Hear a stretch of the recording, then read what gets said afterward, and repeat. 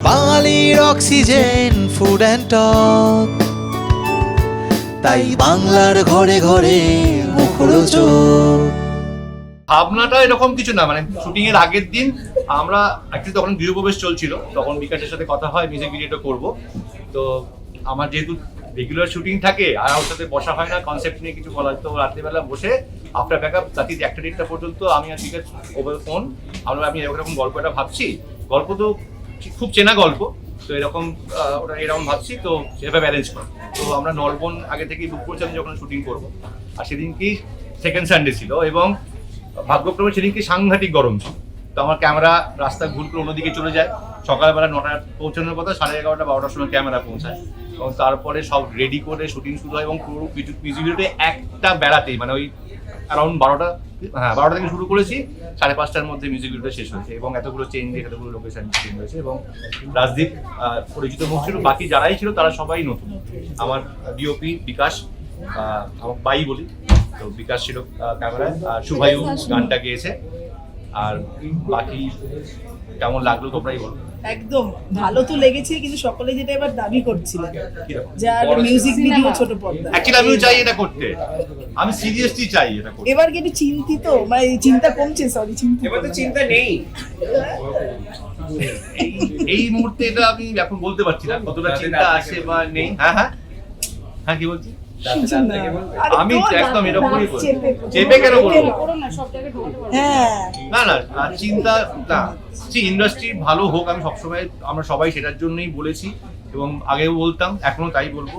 কাজের সংখ্যা বাড়ুক, সকলে কাজ করুক, সুস্থ পরিবেশ হোক এবং অনেক কাজ যেগুলো বম্বে সাউথ থেকে এখানে আসতো, অ্যাডের কাজ, সিনেমার কাজ আসতো, সেগুলো আসা বন্ধ হয়ে গেছিল। তো আমি নতুন সরকারের কাছে একটা মানে এটা আমার উইশ যে কলকাতায় যে কোনো লোকেশন বা পশ্চিমবঙ্গের যে কোনো লোকেশনে যদি বাইরে থেকে শুটিং করতে আসে এবং আমরা যখন শুটিং করতে যাব, লোকেশন একটা জায়গায় আমরা একটা লামসাম অ্যামাউন্ট সেখানে পেমেন্ট করব এবং প্রত্যেকটা লোকেশন যেন ফ্রিতে তাদেরকে দেওয়া হয়, তাতে কলকাতাকেও প্রমোট করা যাবে। এবং এই যে রাস্তার এপারে একটা থানা, রাস্তার উপর একটা থানা, আমাকে 3,000 আমাকে 2,000 দিতে হবে, এই বিষয়টা যেন বন্ধ হয়, শুটিংটা সুস্থভাবে হোক। কারণ আমরা সকলেই কাজটা করবে এবং বিগত দিনে আমরা দেখেছি এবং সাংঘাতিক সমস্যা আমাদের সম্মুখীন হতে হচ্ছে শুটিং করতে গিয়ে, তো সেটা যেন বন্ধ হয়। এবং আর একটা বিষয়, টেকনিশিয়ান স্টুডিও আমরা নীল সারা দেখি, এটা আমার ব্যক্তিগত সমস্যা না, কিন্তু একটা স্টুডিওতে এতগুলো বিল্ডিং রয়েছে, তো সেগুলোরও রং আলাদা আলাদা হওয়া উচিত। একটা কোটের ফাসাদ হওয়া উচিত, একটা মাটির ঘর হওয়া উচিত, একটা স্কুল হওয়া উচিত, একটা কলেজ হওয়া উচিত, যাতে আমাদের বাইরে বেরোতে না হয়, আমরা স্টুডিওর মধ্যেই সবকিছু করতে পারি। তো আমার মনে হয় এটা নিয়েও ভাবা দরকার।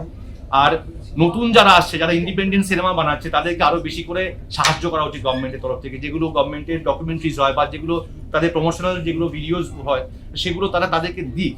আমার মনে হয় নতুনরা সুযোগ পায় না বলে তারা তাদের কিন্তু ট্যালেন্ট দেখাতে পারছে না, তো নতুনদেরকেও সুযোগ করে দিক।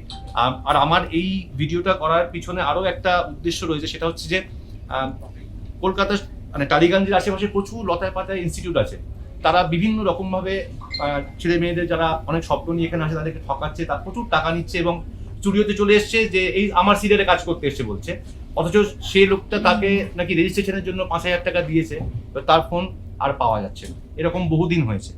আমি বলবো এগুলোকেও বন্ধ করা উচিত, একটা সঠিক জায়গা যেখানে মানুষ গিয়ে তাদের কথা বলতে পারবে, তারা কাজের জন্য আসতে পারবে। আমার মনে হয় একটা সুস্থ পরিবেশ সত্যিই খুব দরকার, ইন্ডাস্ট্রি তখনই গ্রো করবে।